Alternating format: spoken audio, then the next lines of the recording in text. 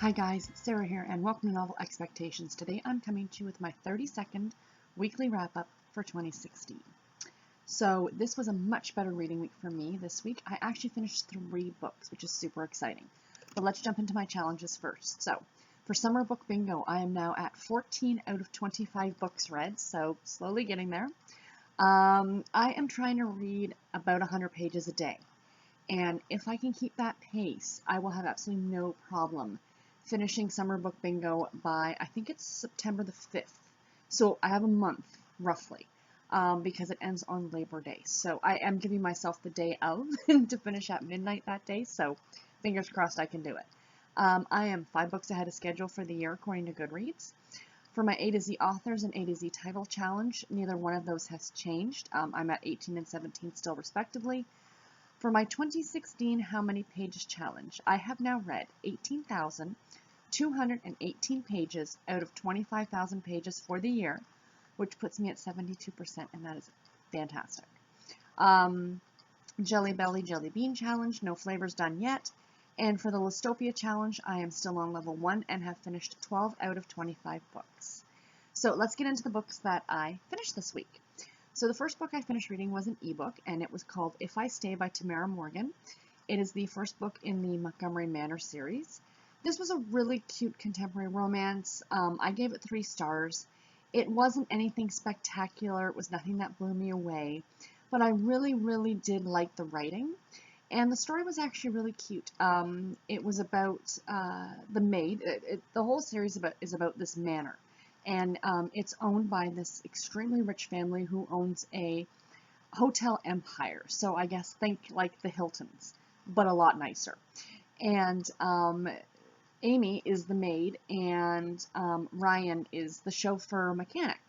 And it's about their relationship. Now, on the back of the book, it talks a lot about the fact that, Amy is kind of falling for the wealthy man's son.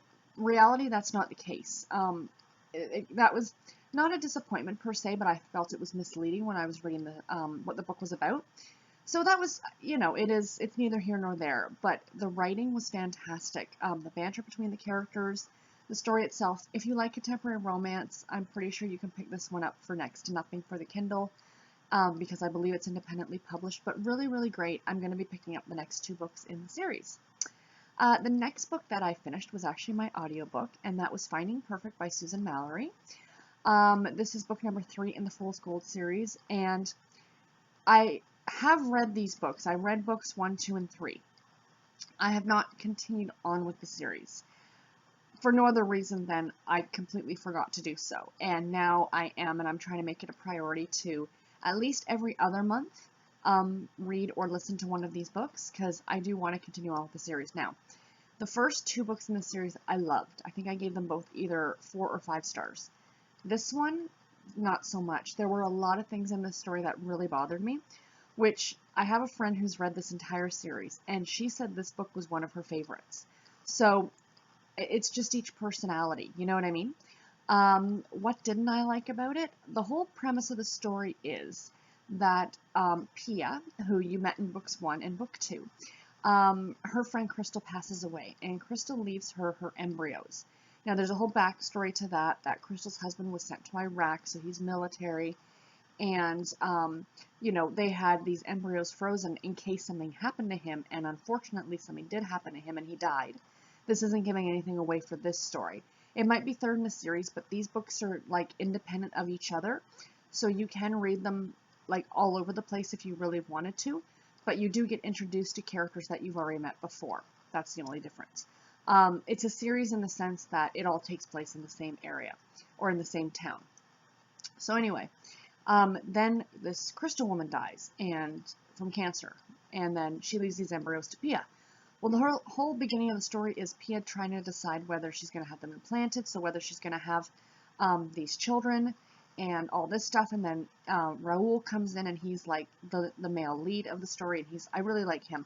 I like both Pia and Raoul. I really like the idea of the story. What bothered me were the townspeople, and I know that sounds weird because it is a small town, but stuff that kind of got on my nerves. Like, she's trying to decide whether she's going to have these children or not, and everyone kept calling them Crystal's babies. Well, I get that, you know, they were Crystal and her husband Keith's, like, that's how the embryo works. But no one was taking into account that Pia was going to be the one to have them. Pia was going to be the one to raise them. They were going to be her children just as much as they were going to be Crystal's biologically. Um, and I don't think anybody was getting that through their heads. And everybody seemed perfectly okay with this. Like, it's a decision that she made in no lie in probably less than a month. That is a massive decision to make. And I just think the storyline just pushed it way too quickly. Um, the other thing was, of course, there was, you know, the whole relationship between Pia and Raoul. And it does have a happily ever after. I'm not giving anything away. It's a contemporary romance. But the fact that the townspeople felt the need to attack, quote unquote, Raoul about stuff that happened between him and Pia, like, keep your noses out of it, people. So there were a few things that really grated on me, and it really took the star rating down for me because it was such a bulk of the story, and it was talked about so much and repeated so much that I couldn't give it more than a 3-star. I know Susan Mallory does fantastic writing, and this was written so well. It was a personal opinion, and that's what brought the star rating down for me. And the last book that I finished this week was The Friday Night Knitting Club by Kate Jacobs. I loved this book. 4.5 stars. I had started to read it years ago. I got about halfway finished, and this time I could not put it down. I just kept thinking, like, you know, I'd be at work and be like, oh, lunch is in an hour and I can pick it up and read some more. I flew through this in about 2 or 3 days, the rest of it. I was only about, you know, 50 or 60 pages in, and it's an almost 400-page book. So I finished it in just a couple days, which for me is really pretty good. The story of the Friday Night Knitting Club, I think, is a great story for anyone who likes women's fiction. This is not a romance novel per se. There is a romantic aspect to it, but the story is more all about this wonderful group of friends.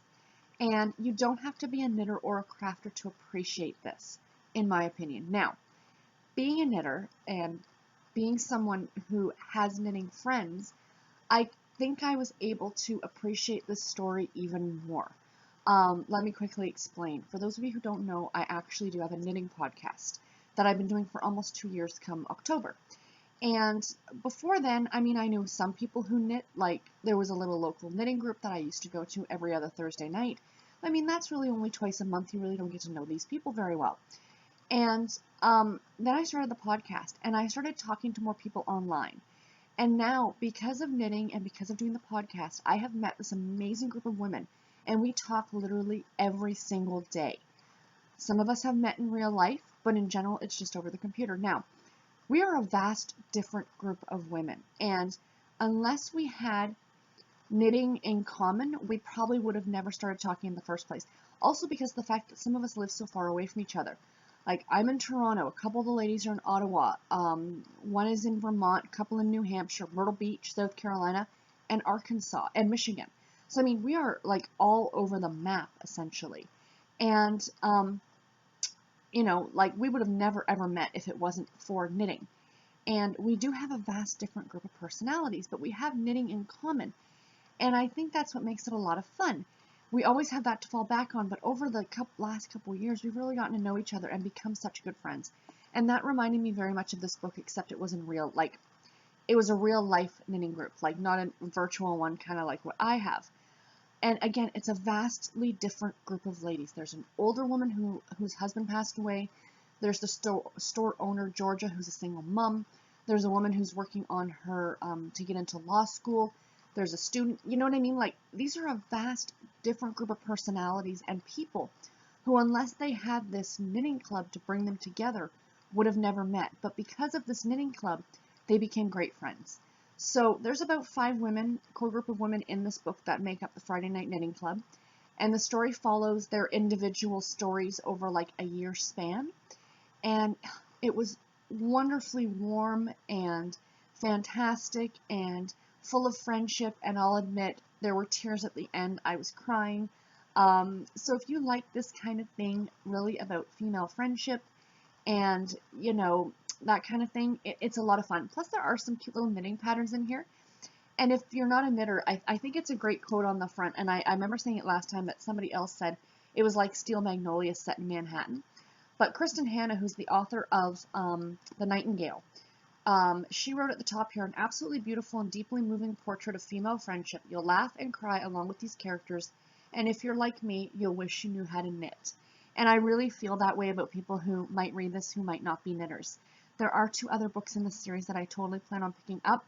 The sequel is called Knit 2, and there's a Christmas book after that called Knit the Season. So I am really looking forward to continuing to follow these characters and read more about them because I really did love this. So what am I currently reading? I'm currently listening to another audiobook, and it is The Ocean Between Us by Susan Mallery.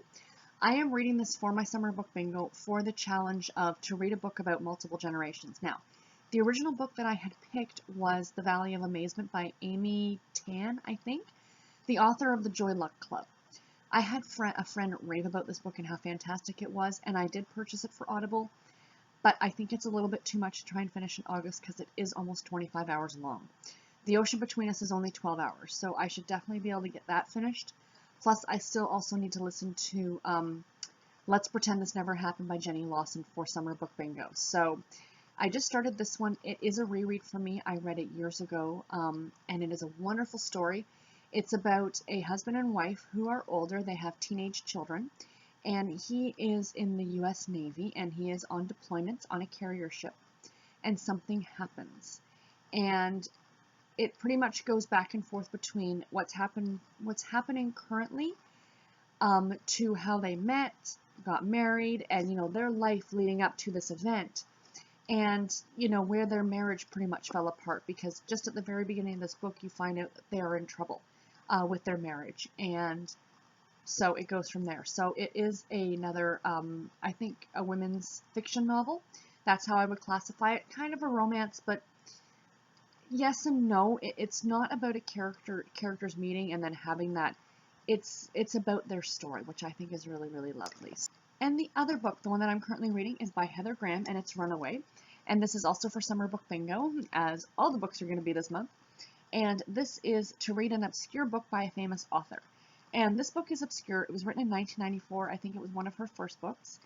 And this one is a little different than what I'm used to reading from Heather Graham. Heather Graham, I really enjoy for her contemporaries, but she does a lot of romantic suspense. This is actually a historical romance. And it's been really, really interesting. And you can tell it's from the early 90s because, you know, talk about that early 90s romance cover. But I do appreciate it's got this kind of covering it. Not that that embarrasses me. I'll read whatever I want to read, but, you know, still, I like this cover better.